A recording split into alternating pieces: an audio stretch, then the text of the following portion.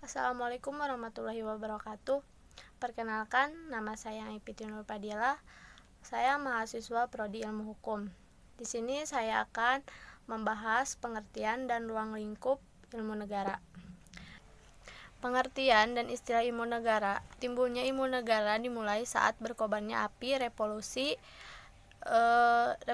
sejak proklamasi 17 Agustus 1945.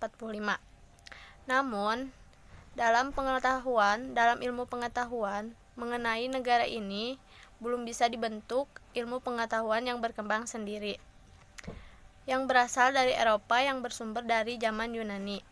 Secara terminologis bahasa, ilmu negara terdiri dari dua gabungan kata, yakni ilmu dan negara. Ilmu berarti suatu sistem pengetahuan, sedangkan pengertian negara dirumuskan juga dalam berbagai definisi. Dalam keputusan istilah, ilmu negara berasal dari bahasa Belanda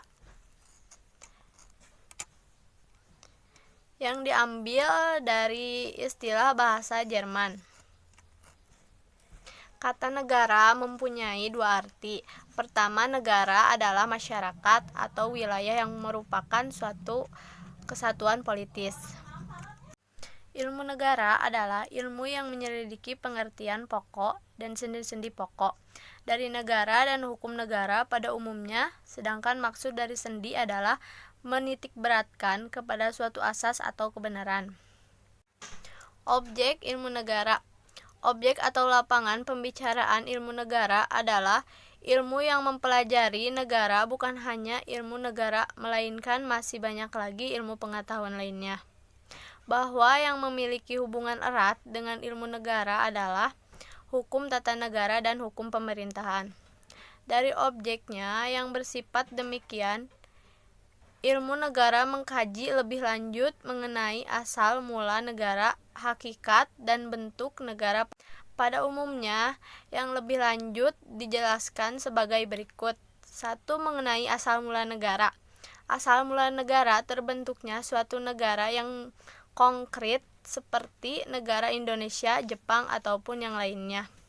2.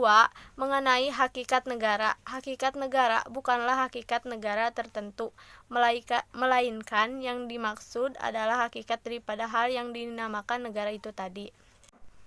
Dalam ilmu pengetahuan, hukum tata negara, kita masih ingat bahwa negara itu ada memenuhi syarat sebagai berikut. Ada daerahnya yang tertentu, ada rakyatnya, ada pemerintah yang berdaulat. 3. Mengenai bentuk negara. Bukanlah bentuk negara tertentu saja atau sifatnya konkret. Ketika membicarakan bentuk-bentuk negara, berarti membicarakan tentang kemungkinan-kemungkinan bentuk yang diadakan oleh negara. Ruang lingkup ilmu negara. Ilmu negara menjadi sistematis, lengkap, dan teratur. Untuk menjelaskan ilmu tentang negara, Jelinek membagi ilmu negara menjadi dua bagian. 1. Ilmu negara dalam arti sempit adalah pengetahuan mengenai negara ketika di dalam penyelidikannya menegakkan pada negara sebagai objeknya. 2.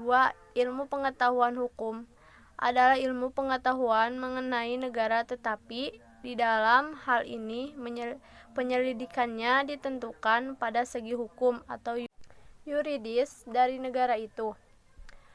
Adalah hukum tata negara, hukum administrasi, hukum pidana, dan sebagainya. Perlu dilihat pula perkembangan lain, yaitu perkembangan ilmu politik di Anglo-Saxon dan Eropa kontinental. Eropa kontinental dan Anglo-Saxon mempunyai tradisi yang berbeda, namun menjadi penting keragamannya. Salah satu yang dilakukan oleh sarjana Eropa kontinental Nawiaski, sarjana yang membahas tentang pendapat sarjana mengenai hal yang dinamakan negara. Mungkin itu saja yang saya bisa sampaikan. Mohon maaf bila ada kesalahan. Sekian, terima kasih. Wassalamualaikum warahmatullahi wabarakatuh.